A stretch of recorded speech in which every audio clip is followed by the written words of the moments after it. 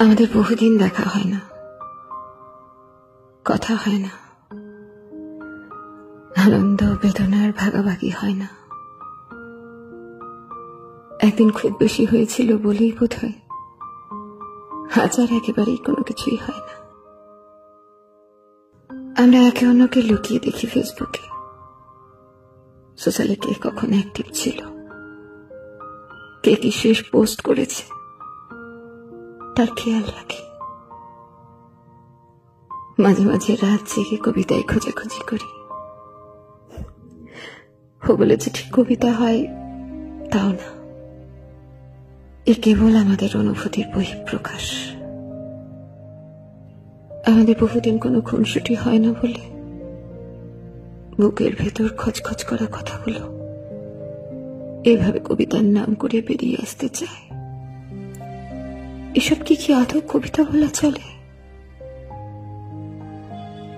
আমরা এক শহরে থাকি, একই গলির মোড়ে দুজনের বাস। সকালে একই কাকের ডাকে আমাদের ঘুম ভাঙে, একই হকারের চিৎকারে আমাদের পড়াশোনায় ক্ষতি হয়। তবুও মাঝে মাঝে মোড়ের দোকানে কোনোদিন হুটহাট দেখা হয়ে গেলে আমরা একে অন্যকে দেখেও না দেখার ভান করে চলে আসি।